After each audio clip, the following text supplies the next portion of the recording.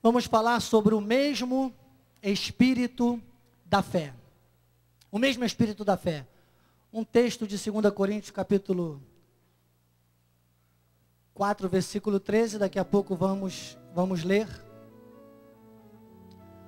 Pai amado, Pai bendito, Deus soberano, Deus predestinador, Deus autor, mas também consumador da nossa fé. Eis-me aqui, Senhor.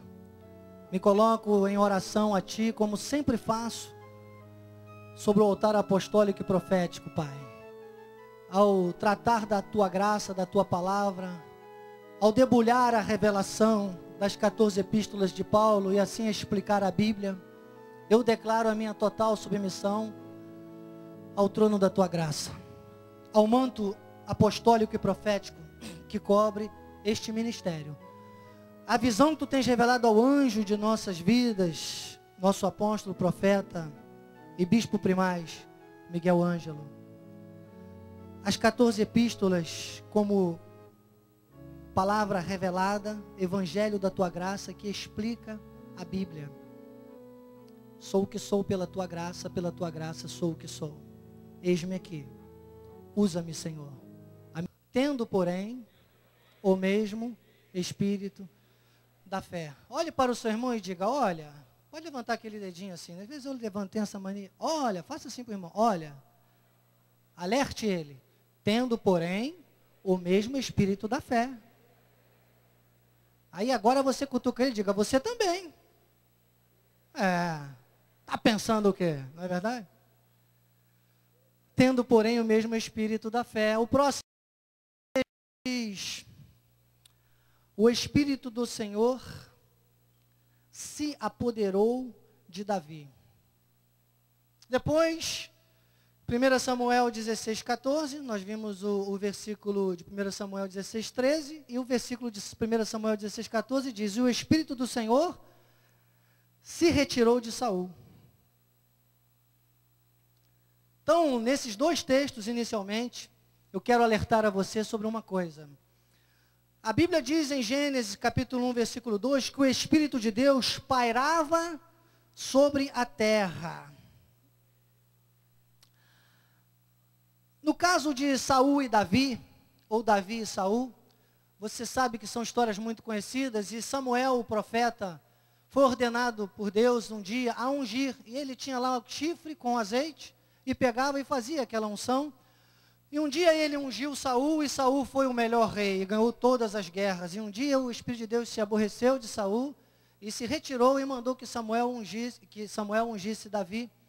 E Samuel foi lá com o chifre de azeite, ungiu Davi, e o Espírito de Deus se apoderou de Davi, e Davi então ganhou todas as batalhas, e foi essa coisa linda e maravilhosa que é a história do salmista Davi. Estão acompanhando bem? Ok. Agora, em 1 João, capítulo 2, versículo 20, tem uma novidade maravilhosa, porque João diz assim, vós, eu falei de Saul, falei de Davi, poderia falar de muitos outros profetas, vamos ver daqui a pouco um pouquinho mais, mas fique atento nessa introdução do tema, que é maravilhosa. Vós possuís unção que vem do santo. Por isso nós não temos aqui, até parecia aquela, né? Aquele negócio que eu nem lembro o nome agora, que estava a espiga de milho, alguma coisa que o bispo vai hoje ungir, depois não.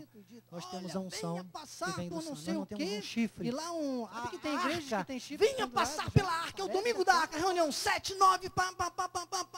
Eu falei, Senhor, Deus, eu respeito pela tua multiforme sabedoria, não estou aqui para julgar, mas quero falar de nós. E para você que está aqui, que já chegou no melhor, entenda uma coisa, você é a arca. Sabe o que guardava a arca da aliança? Aí tem que ir lá no tabernáculo, guardava a palavra. Sabe quem guarda a palavra hoje? É você. Amém? Só para iniciar, né? Só para você entender o que vem por aí. Sabe, é alimento sólido, irmãos. Não é madeira, palha e feno. É ouro, prata e pedras preciosas. Amém? Então nós possuímos a unção que vem do santo? Possuímos. Ok, isso está claro, né, meu jovem? Claríssimo, possuímos. Atos capítulo 19, versículo 2, Paulo fez essa pergunta. Ele disse, recebestes porventura o Espírito Santo quando crestes? Ao que lhe responderam: pelo contrário, nem mesmo ouvimos que existe o Espírito Santo. Então Paulo está ali falando com a igreja primitiva, com aquele povo que já ouvira falar de Deus e acreditou na palavra, mas que não ouviu falar do Espírito Santo, porque quem estava habilitado para falar do Espírito Santo era o apóstolo Paulo, e nós vamos vendo isso por aí, tá bom?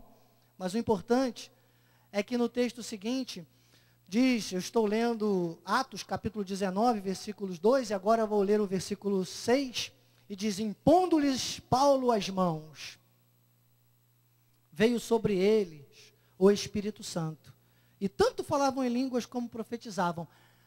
Impondo-lhes Paulo as mãos, veio sobre eles o Espírito Santo. Vai segurando aí o versículo que eu vou explicar melhor. A Bíblia vai explicar. 1 Coríntios, capítulo 6, versículo 17. Aquele que se une ao Senhor é um Espírito com Ele. Por isso você não precisa que eu imponha ali as mãos para que venha sobre você também o Espírito Santo. Ah, mas Paulo impôs. Então espera um pouquinho. Você pode esperar mais um pouquinho? Espera. A Bíblia explica. 2 Timóteo capítulo 1, versículo 14. Guarda o bom depósito pelo Espírito Santo que habita. Pode falar mais alto?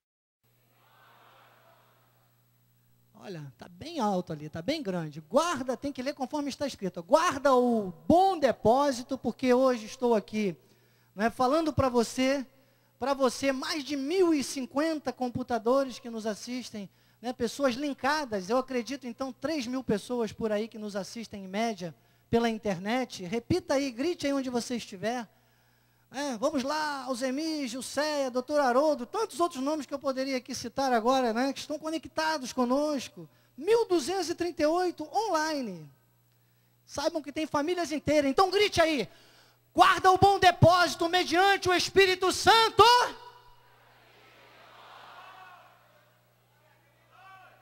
Habita ou não habita? Habita. Ok. Então, 2 Timóteo capítulo 1, versículos 8 a 11, 2 Timóteo 1, 8 a 11, diz: não te envergonhes, portanto, do testemunho do nosso Senhor, nem do seu encarcerado que sou eu, pelo contrário, participa comigo dos sofrimentos, participa comigo dos sofrimentos, a favor do Evangelho, segundo o poder de Deus. Querido apóstolo, nós estamos aqui todos para participar com o Senhor. Todos, uns com os outros, cada um, somos um corpo. Vamos participar sempre, uns com os outros, irmãos, do sofrimento, mas por uma causa nobre, para que esse testemunho, para que o Evangelho... Paulo estava atacado, Paulo estava sofrendo, mas ele disse: olha, Timóteo, participa comigo, mas entenda uma coisa, seja audacioso, não te envergonhes, você é jovem, vão te afrontar, e eu digo isso à igreja. Nós temos um chamado, irmãos, para estabelecer a reforma protestante, a palavra que vai reunir um povo com um número especificado por Deus, como eu disse quando preguei a última quarta-feira, quando estive aqui sobre o altar, um número específico programado e projetado por Deus, para que a igreja possa subir. Porque lá em Hebreus 11, lá no finalzinho, no versículo 42, diz que sem nós, sem a nossa vida aperfeiçoada por esta visão, nenhum daqueles profetas, heróis da fé, seriam aperfeiçoados. Olha só. Depois você procura na sua casa Hebreus 11. Vai lá, se não me engano, no versículo 42, por ali que você vai ver esse detalhe. Mas, ele disse, no próximo, ele disse: olha, é a favor do Evangelho, segundo o poder de Deus. Então, segundo o poder de Deus, que nos salvou e nos chamou com santa vocação, não segundo as nossas obras, mas conforme a sua determinação e graça que nos foi dada em Cristo Jesus, antes dos tempos eternos. E agora vem o mais lindo. Ele diz: é manifestada agora, pelo aparecimento do nosso Salvador, Cristo Jesus, o qual não só destruiu a morte, como trouxe à luz a vida e a imortalidade mediante o Evangelho. Então ele diz: olha, foi designado, Jesus não morreu há 2000 anos e 10. Jesus morreu desde a fundação do mundo, mas foi materializado, foi manifestado na cruz do Calvário há 2010 anos. no calendário humano depois de 4.000 e poucos anos da criação do mundo. Mas foi manifestado então. Então, como é que isso seria? E ele disse, para o qual eu fui designado pregador, apóstolo e mestre. Pronto. Ele fechou. Que ele falou, pregador, apóstolo e mestre.